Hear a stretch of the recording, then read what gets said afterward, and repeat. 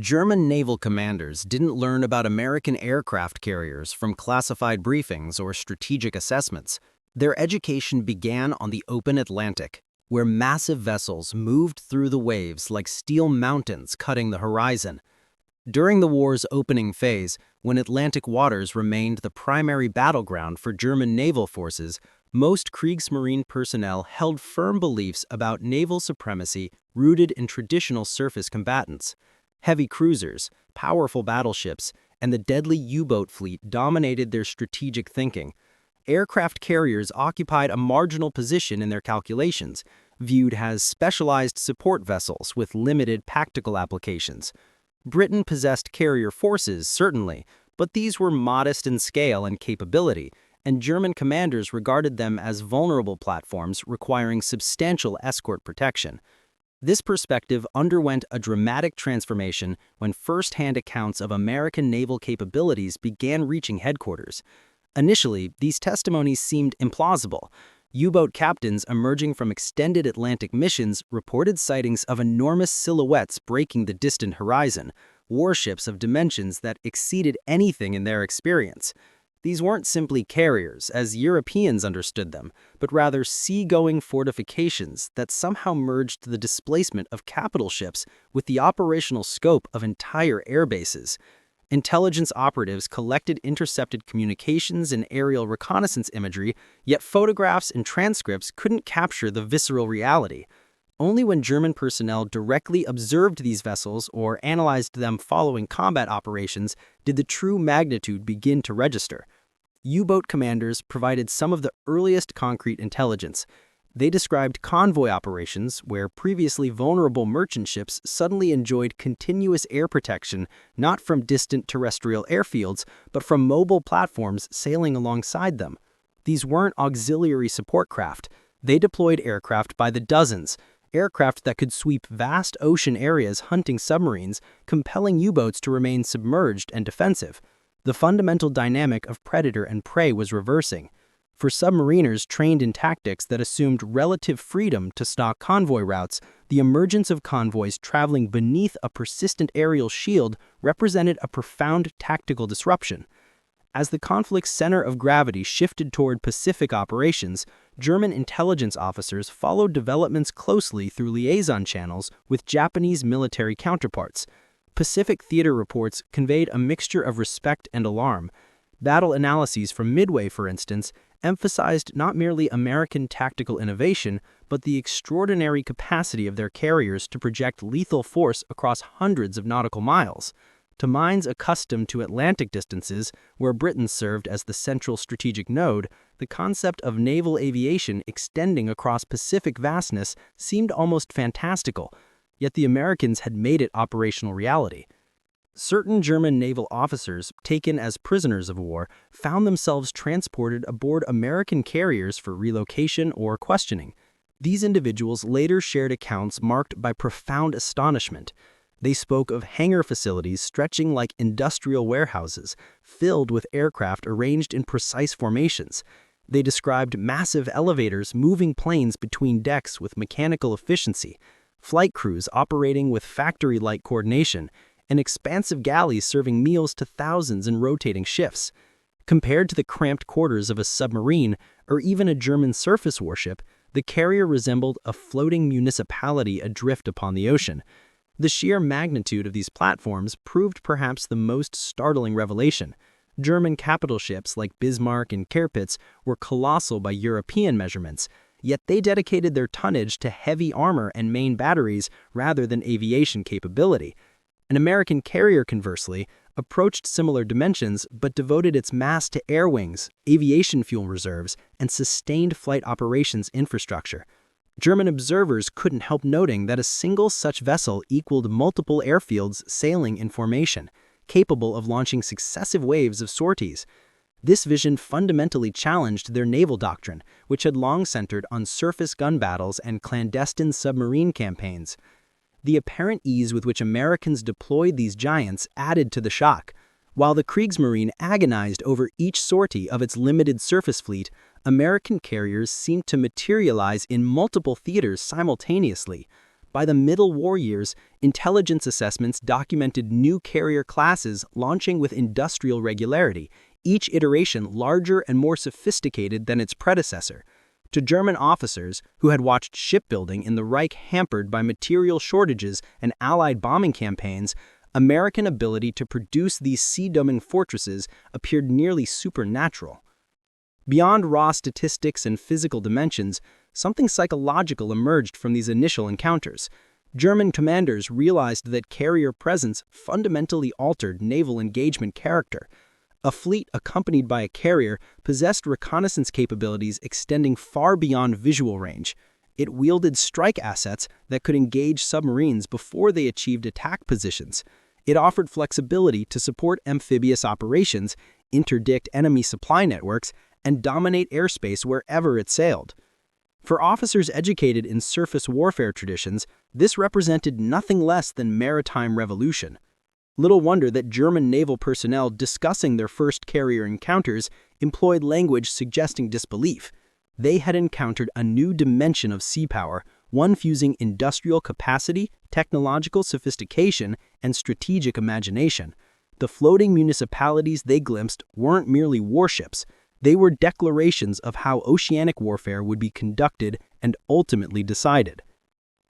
To the German naval mindset of the early 1940s, a proper warship meant heavy guns and thick armor.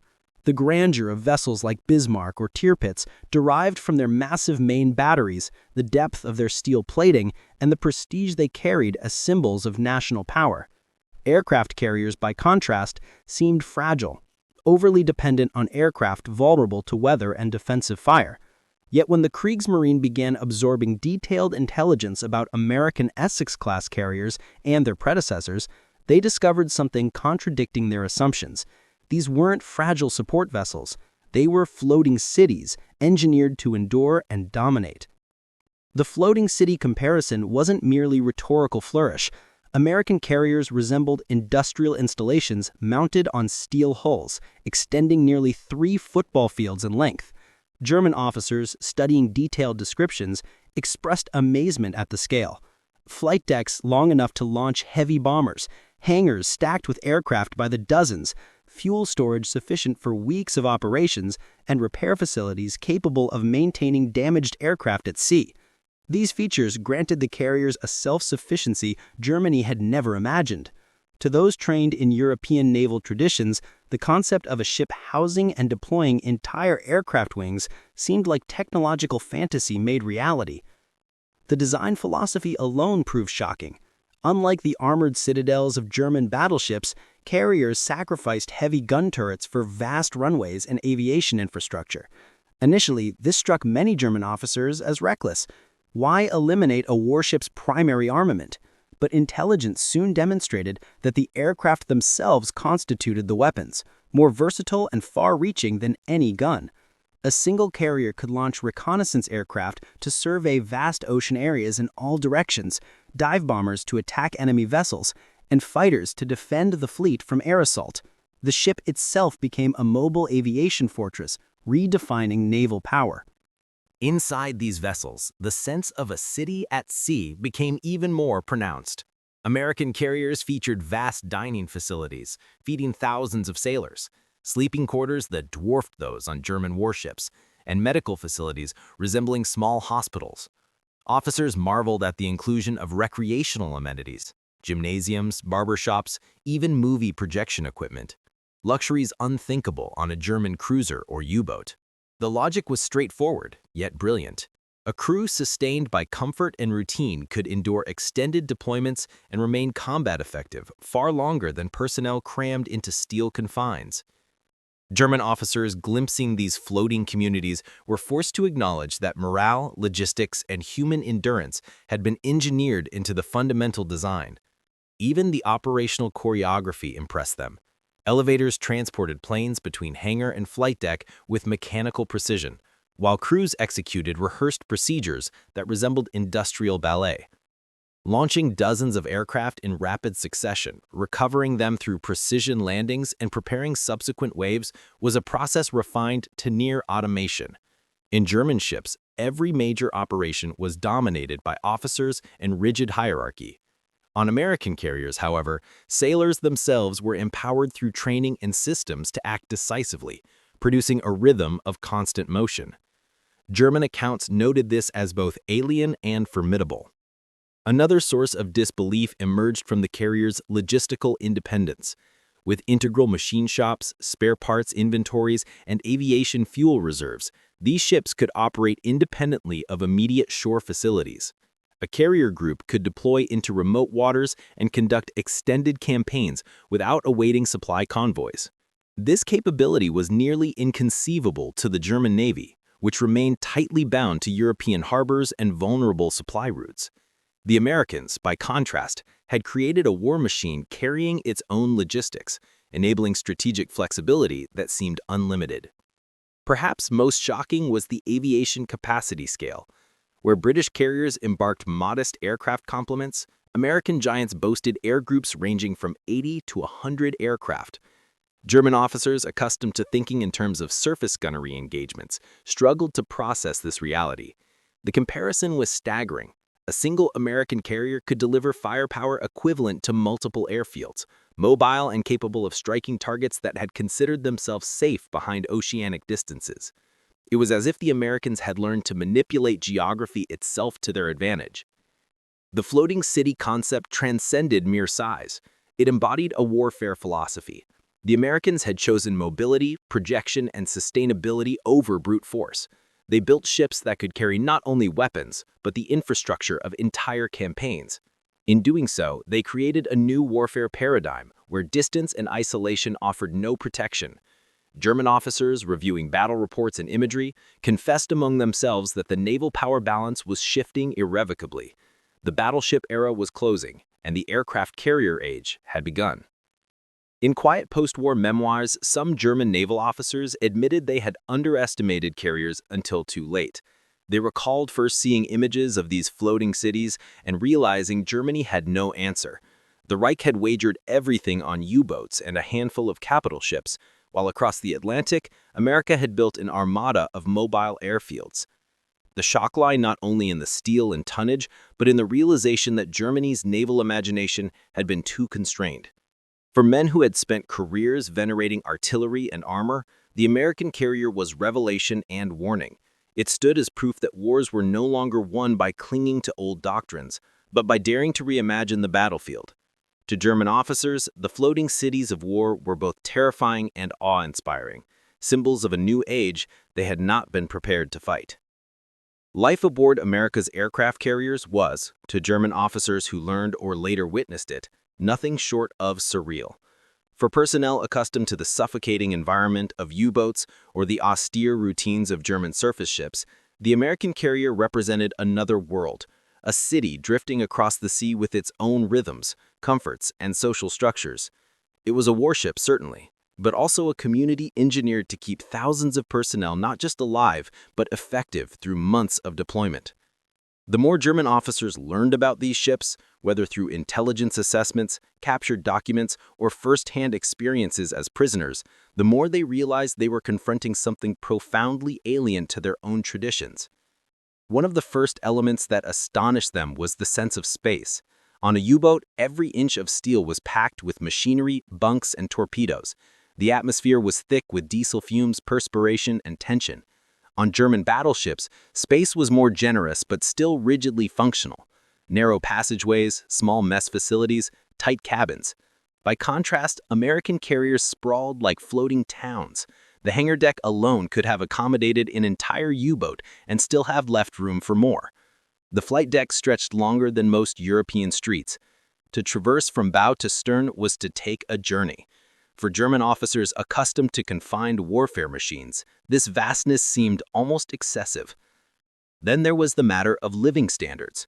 Reports described dining facilities where hundreds could eat simultaneously, menus offering more variety than German sailors could imagine, and refrigeration systems preserving supplies fresh across weeks at sea.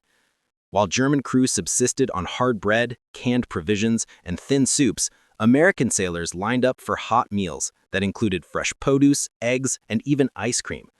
Prisoners who experienced these meals firsthand later admitted the abundance was demoralizing in itself. How could Germany sustain morale and endurance when the enemy's sailors lived as if they were in a floating cafeteria rather than a steel cage? The carriers also contained medical facilities that German officers likened to small hospitals. There were surgical facilities, wards for the wounded, and trained medical staff ready to handle not only battle casualties, but illnesses that could sweep through large crews. For German sailors, medical treatment was often rudimentary, a ship's doctor improvising with limited resources. On American carriers, medicine was industrialized, prepared for scale, and integrated into the rhythm of war. This wasn't just comfort, it reflected a logistical depth Germany could not match. A wounded sailor on a carrier might return to duty in days, while his German counterpart could remain incapacitated or succumb for lack of proper care. Even recreation was integrated into the system. German officers were astounded to learn carriers included gymnasiums, barbershops, and spaces where films were projected for entertainment. These amenities struck many as frivolous until they grasped their purpose, keeping thousands of personnel sane during endless stretches of sea duty. By contrast, boredom and claustrophobia were constant adversaries aboard German vessels, eroding morale and discipline. The Americans, with their emphasis on comfort, seemed to understand that war at sea was as much about endurance of spirit as endurance of steel. Order and discipline aboard these carriers also impressed the Germans, though in unexpected ways. German warships were governed by rigid hierarchy, with every action controlled by officer authority. On American carriers, reports described a more flexible approach. Sailors were highly trained for specific tasks and empowered to execute them with speed and initiative. Flight deck operations in particular struck German observers as astonishingly efficient. Hundreds of personnel working in color-coded uniforms, directing planes, fueling them, arming them, and clearing decks in minutes. What might have appeared chaotic was in fact a carefully choreographed ballet of personnel and machinery. German officers, with their preference for strict order, admitted this looser American system somehow achieved greater precision. The psychological effect of all this could not be ignored. For German officers, the contrast was humiliating.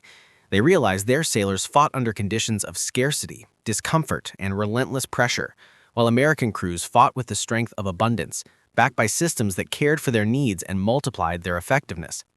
The carriers weren't just war machines. They were embodiments of American industrial philosophy, which held that human performance could be maximized by investing in worker welfare. To German minds trained in sacrifice and discipline, this was both alien and disturbingly effective. There was also the sheer scale of coordination between different roles on the carrier. Pilots, mechanics, deck crews, gunners, cooks, doctors, each was a component in the larger machine. German officers studying these ships remarked on how the entire carrier functioned like a small city-state where each citizen had a place and a task. The warship wasn't just a vessel, but a society afloat, complete with its own hierarchy, culture, and routines. The sense of permanence and stability it conveyed was overwhelming compared to the fragile existence of German naval crews. For many German officers, the realization was crushing. They were facing an adversary who had built not only ships but systems that sustained war in ways the Reich could not replicate. These floating cities revealed America's ability to blend technology, logistics, and human welfare into a seamless instrument of power. If Germany's warships symbolized steel will and defiance, American carriers symbolized something larger, a civilization mobilized for total war. In post-war reflections, German officers confessed the carriers left them with a sense of futility. How could they hope to prevail against a nation that sent to sea not just machines of destruction, but entire societies, complete with comforts and resilience? The floating cities were more than ships. They were proof America could project not just firepower, but a way of life, and that this way of life was designed to endure the storms of war. If the size and living conditions aboard American carriers astonished German officers, the true shock came when they grasped the industrial power that had made such vessels possible. For Germany, every major warship was the product of years of planning, scarce resources, and fierce debates within Reich leadership. A ship like Bismarck had been a singular achievement, requiring enormous expense and political weight. The Americans, by contrast, treated carriers not as rare treasures, but as items rolling off an assembly line. German intelligence reports from the Middle War years spoke with disbelief of shipyards along American coasts launching carriers at a pace that defied imagination. Where Germany struggled to repair damage from Allied bombing and keep pace with U-boat production, the United States seemed to be laying keels for new Essex-class carriers as if they were merchant ships. Entire classes of vessels were being completed in months, not years. To officers who had fought through endless shortages of steel, oil, and skilled labor, these reports seemed exaggerated, almost propaganda. Yet the reality was worse. America's industrial engine was simply overwhelming. The difference lay in scale and philosophy. Germany's war industry was fragmented, competing for favor, often mismanaged and chronically undersupplied. America's was centralized, coordinated, and fueled by a vast reservoir of raw materials. Carriers were built in parallel, not in sequence, with dozens of shipyards working simultaneously. German officers realized that even one carrier were sunk, another would soon replace it. The sense of permanence was devastating. While Germany clung to every battleship as irreplaceable, America treated its giants as expendable in a greater flow of production. What particularly unsettled German strategists was the way these carriers embodied the union of democracy and industry. Sailors who ate well and lived with relative comfort were supported by an economy that had mobilized without collapsing. German officers knew how brittle their own system was, where shortages and rationing strained both civilian and military morale. In America, factories churned out ships, planes, and supplies, while civilians still enjoyed consumer goods and relative stability. It was as if the carriers themselves were physical proof the Reich was fighting a nation whose resources and organizational capacity bordered on the limitless. To German naval minds, this industrial superiority meant no tactical victory could truly shift the balance. Even if a U-boat Wolfpack or surface raider sank a carrier, the Americans would simply replace it, likely with a newer, larger, and more advanced version.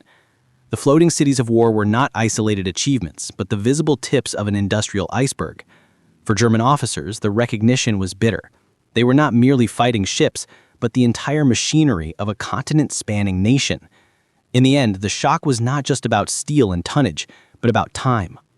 Germany was running out of it, while America seemed able to produce more of everything with every passing month. Each new carrier launched was another reminder the Reich's naval dream was doomed not by tactics, but by arithmetic. For German officers steeped in doctrines of surface gunnery and submarine warfare, the realization that America's carriers carried not only vast crews but wings of aircraft was disorienting. They had built their strategies around the power of battleships and the stealth of submarines, yet the carriers introduced a new reality.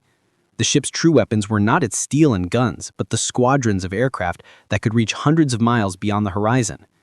The reports that filtered back from the Atlantic, and more vividly from the Pacific, described fleets that seemed to fight with invisible hands. Convoys once safe beyond land-based air cover now found themselves under constant threat. Dive bombers appeared suddenly, torpedo planes struck with precision, and fighters patrolled skies that had been assumed empty. German officers understood these aircraft could scout, attack, and defend simultaneously, giving the Americans eyes, claws, and shields far beyond any traditional fleet. The scale of aviation aboard the carriers was staggering. Where British carriers might launch a modest handful of planes, an American Essex-class vessel carried close to 100. Coordinated into wings, these aircraft could strike enemy warships, hunt submarines, and even support amphibious landings. The effect was to expand the battlefield to a size the Kriegsmarine had never prepared for. Suddenly, no surface ship was safe, no submarine immune, and no coastline beyond reach. The tactical consequences became clear after early Allied landings supported by carriers. German officers saw how air wings neutralized coastal defenses before troops even approached the beaches. They saw how carriers protected fleets from the Luftwaffe, projecting American power over contested waters with relentless pressure. Each aircraft lost could be replaced, each wave launched without hesitation because the carriers carried the industrial might of America within their steel decks. For German naval minds, this was devastating. Their own doctrine of decisive surface battles collapsed when aircraft could sink a battleship before it came within range to fire. Submarines, once the terror of convoys, found themselves stalked from the skies. Even victory seemed hollow. Sinking one carrier was meaningless when replacements were already on the way. In conversations recorded after the war, German officers admitted the carrier was the true revolution of naval warfare.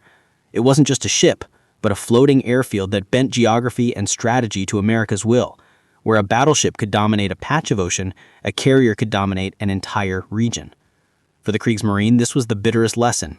The future of war at sea had arrived, and Germany had no answer. When German officers studied the Mediterranean theater, they found further proof of the carrier's transformative power.